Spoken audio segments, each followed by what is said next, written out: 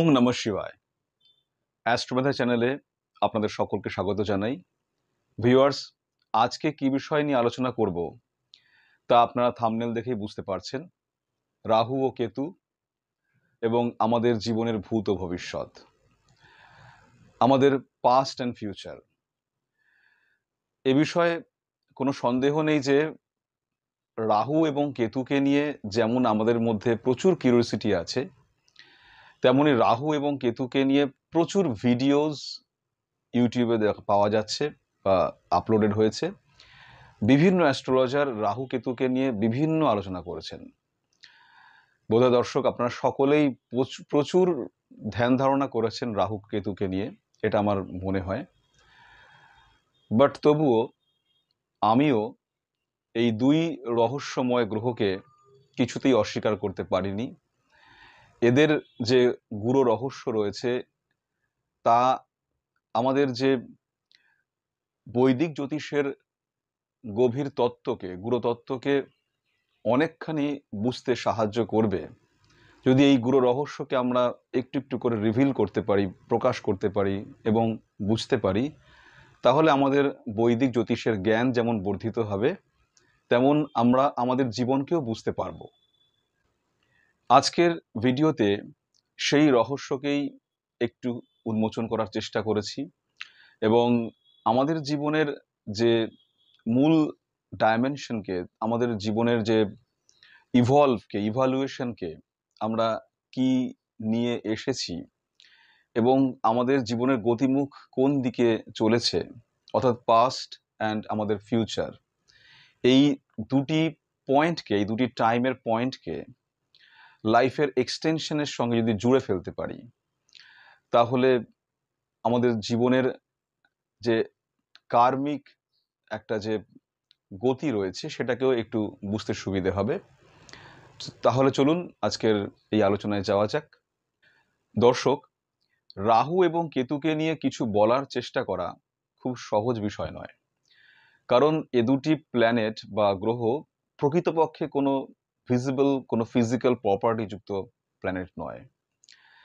এদেরকে কোথাও মহাকাশে খুঁজে পাওয়া যাবে না, অথচ এদেরকে গ্রহর মর্যাদায় আমরা অ্যাস্ট্রোলজিতে বিভিন্ন সময় আলোচনা করে চলেছি, আর মর্যাদা দিয়েই চলেছি। কারণ বৈদিক জ্যোতিষে, বৈদিক ঋষিমুনিরা যারা জ্যোতিষ তত্ত্বকে নিয়ে ভেবেছেন, তারা এই দুটি অদৃশ্য গ্রহ, অদৃশ্য গ্রহ বলাই ভালো, এদেরকে কিছুতেই অস্বীকার করতে পারেননি। তাই এদের সম্পর্কে রহস্য যেমন প্রচুর রয়েছে, তাই এদের সম্পর্কে জানার ইচ্ছা বা আগ্রহ যথেষ্ট। এ কারণে এই দুটি ইনভিজিবল প্ল্যানেট আমাকে অত্যন্ত ভাবিয়েছে, সবসময়ই ভাবায়। আমি এদেরকে নিয়ে ভাবনা চিন্তা করেই চলি। আজকে ভিডিওতে সেই ভাবনার কিয়দাংশ আপনাদের কাছে তুলে ধরব। চলুন তাহলে রাহু কেতুকে নিয়ে জার্নি শুরু করা যাক। Rahu and Ketu are the same entity, অর্থাৎ রাহু এবং কেতু হলো একই সত্তা। In the Hindu mythology, they were originally a demon who was split into two by Lord Vishnu at the very beginning of the creation. দর্শক, এখানে সেই পৌরাণিক কাহিনীর কথা বলা হয়েছে যে যেখানে সর্বাণু নামক এক অসুরকে বিষ্ণু তার সুদর্শন চক্রে ছেদ করেছিলেন, তার দেহধর থেকে মুন্ডকে আলাদা করেছিলেন এবং সেখান থেকে রাহু কেতুর উৎপত্তি হয়েছিল। এবং সবটাই সেই অমৃত পানের কাহিনী বা সেই ঘটনাকে কেন্দ্র করে। এটা তো আপনারা জানেন, এবং এটাও জানেন যে অ্যাট প্রেজেন্ট যে আমাদের মডার্ন অ্যাস্ট্রোলজিতে সেখানে বলা হয়েছে যে সান এবং মুনের যে পথ রয়েছে, যে পথে সূর্যকে প্রদক্ষিণ করছে পৃথিবী এবং যে পথে পৃথিবীকে প্রদক্ষিণ করছে চন্দ্র, সেই দুটি পথ যেখানে পরস্পরকে কোইনসাইড করেছে, অর্থাৎ ছেদ করেছে, সেই ছেদ বিন্দু দুটি হলো রাহু এবং কেতু। যেটা উত্তর দিকের ছেদ বিন্দু, অর্থাৎ যেটা পৃথিবীর উত্তরে রয়েছে, সেটি হচ্ছে রাহু, এবং যেটাকে দক্ষিণের ছেদ বিন্দু তাকে বলা হয় কেতু, অর্থাৎ নর্থ নোড হচ্ছে রাহু এবং সাউথ নোড হচ্ছে কেতু। এই হলো অ্যাকচুয়াল বিষয়টা। বৈদিক ঋষিরা এই দুই ছায়া অঞ্চলকে অর্থাৎ নর্থ নোড এবং সাউথ নোডকে কখনোই অস্বীকার করতে পারেননি। তারা এদের এনার্জি লেভেলকে অনুধাবন করেছিলেন এবং সেই শক্তিকে, সেই নর্থ নোড এবং সাউথ নোডের যে ক্যাপাসিটি আছে তাকে বুঝতে পেরেই এই দুটো ছায়া অঞ্চলের দুটি নামকরণ করেছিলেন। যেহেতু এটা একই সেম এন্টিটি, তাই পৌরাণিক কাহিনীতে এদের শিরশ্ছেদের গল্পটি তৈরি করা হয়েছিল। দর্শক, আমার মনে হয় এ কথাটা বলাটা বাহুল্যই হবে যে এই পৌরাণিক কাহিনী সেই নর্থ নোড এবং সাউথ নোডকে বোঝার জন্যই তৈরি করা হয়েছে। ঋষিমুনিরা এই কাহিনীকে তৈরি করেছিলেন আমাদের কাছে রাহু এবং কেতুকে আরো বোধগম্য করার জন্য। রাহু এবং কেতু এই দুই শ্যাডো প্ল্যানেট বা ছায়াগ্রহ আমাদের হরোস্কোপে অত্যন্ত গুরুত্বপূর্ণ ভূমিকা পালন করে। এরা পরস্পরের থেকে সর্বদাই 180 ডিগ্রি দূরত্বে অবস্থান করে। এরা পরস্পরের সমসপ্তমে থেকে সর্বদাই একসাথে কাজ করে। রাহু এবং কেতু আমাদের অতীত এবং ভবিষ্যতের সাথে কাজ করে এমনই দুই গ্রহ। রাহু অর্থাৎ নর্থ নোড রিপ্রেজেন্ট করে আমাদের ভবিষ্যৎকে এবং কেতু অর্থাৎ সাউথ নোড রিপ্রেজেন্ট করে আমাদের অতীতকে। রাশিচক্রে কেতুর অবস্থান থেকে বোঝা যায় কি ধরনের প্রতিভা বা ট্যালেন্ট, টেন্ডেন্সি বা প্রবণতা, বিহেভিয়ার প্যাটার্ন বা আচরণের ধরন আমরা পূর্ব জীবন থেকে বয়ে নিয়ে এসেছি এ জীবনে। এটি আমাদের জীবনের প্রধান ক্ষেত্র, যেখানে আমরা সবচেয়ে বেশি স্বচ্ছন্দ বোধ করি, আবার যেখানে সবচেয়ে বেশি পিছিয়ে পড়ি ভালো মন্দের জন্য। কেতু যে রাশি এবং যে ভাবে অবস্থান করেছে তা থেকে বোঝা যায় ওই রাশি এবং ওই ভাবের সংশ্লিষ্ট বিষয়গুলিকে আমরা কোথা থেকে শিখেছি এবং বুঝেছি। একটি উদাহরণের সাহায্যে ব্যাপারটাকে বুঝতে পারা যাবে। ধরুন আপনার 9th হাউসে কেতু অবস্থান করেছে, তাহলে এখান থেকে বোঝা যাবে যে আপনি আপনার পাস্ট লাইফগুলিতে আপনার স্পিরিচুয়ালিটিকে ডেভেলপ করতে ব্যবহার করেছেন। আপনার পাস্ট লাইফগুলিকে আপনি আপনার নিজের স্পিরিচুয়াল ডেভেলপমেন্টের জন্যই ব্যবহার করেছেন।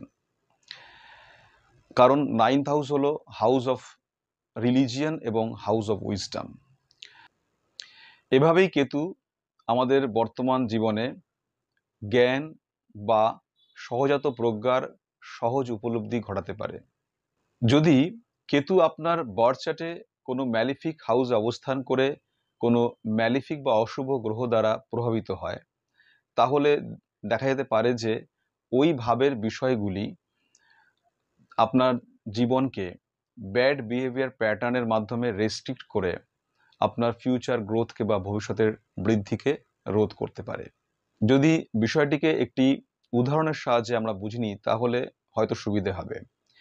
ধরা যাক যে একজন জাতকের 12th হাউসে কেতু অবস্থান করছে এবং ওই কেতু কোনো ম্যালিফিক প্ল্যানেটের দ্বারা প্রভাবিত বা পীড়িত। তাহলে হয়তো দেখা যাবে যে ওই জাতক তার পূর্ব জীবনে অভিযোজিত খারাপ অভ্যেসগুলির কারণে অতিরিক্ত মাদক বা অন্য কোনো নেশায় লিপ্ত হয়েছে। কারণ 12th হাউস হলো হাউস অফ ইনটক্সিকেশন। অপরদিকে রাহু আমাদের ভবিষ্যৎ বৃদ্ধিকে রিপ্রেজেন্ট করে। রাহু বার্থ চার্টের যে রাশি এবং ভাবে অবস্থান করে সেই অবস্থান আমাদের জীবনের সেই বিশেষ ক্ষেত্রটিকে দেখায় বা বোঝায় যেখানে আগামী দিনে বেড়ে ওঠার সম্ভাবনা রয়েছে এবং আমাদের নিজেদের ওই বিশেষ অংশটিকে বিকশিত করার জন্য প্রচেষ্টা করা উচিত। রাহু যেভাবে অবস্থান করে তা থেকে বোঝা যায় যে পূর্ব জীবনে আমরা সেখানে ছিলাম না, তাই সেই স্থানের বা সেই বিশেষ ভাবের অভিজ্ঞতা আমাদের নেই। এ জীবনে আমাদের সেই অপরিচিত স্থানে গিয়ে, সেই আননোন প্লেসে গিয়ে কাজ করতে হবে এবং অভিজ্ঞতা অর্জন করতে হবে। আর যদি রাহুর ওপরে কোনো অন্য গ্রহের ইনফ্লুয়েন্স থাকে তাহলে খুব ভালো, উদ্যোগ নিতে সুবিধা হবে। তা না হলে সেখানে উদ্যোগ নেওয়ার জন্য সাহস এবং ইচ্ছাশক্তির প্রয়োজন। এই বিষয়টিকে একটি উদাহরণের সাহায্যে বোঝা যেতে পারে। যেমন ধরুন, আমাদের বার্থ চার্টের 7th হাউসে রাহু অবস্থান করছে। 7th হাউস হলো হাউস অফ রিলেশনশিপ। সুতরাং আমরা এই জীবনে নিজেদের প্রতি অতিরিক্ত সজাগ না থেকে আমাদেরকে 7th হাউসের বিষয়গুলিতে ফোকাস করতে হবে, নতুন রিলেশনশিপের দিকে নজর দিতে হবে এবং সেই রিলেশনশিপের ক্ষেত্রটিতে বেশি মনোযোগ দিতে হবে। এই ভবিষ্যতের ক্ষেত্রটিকেই নিয়ে ভাবতে হবে এই জীবনে। দর্শক, রাহুকেতুকে নিয়ে আজকের আলোচনা এখানেই শেষ করছি। আগামী ভিডিওগুলিতে এই রাহুকেতুকে নিয়ে আরও গভীরতম আলোচনায় যাব। আরও অনেক রহস্য, অনেক গোপন তত্ত্ব, অনেক গভীর ভাবনাকে আপনাদের কাছে তুলে ধরার চেষ্টা করব। ততক্ষণ পর্যন্ত আপনারা একটু অপেক্ষা করুন নেক্সট ভিডিওর জন্য। ভালো থাকবেন, সকলেই সুস্থ থাকবেন। নমস্কার।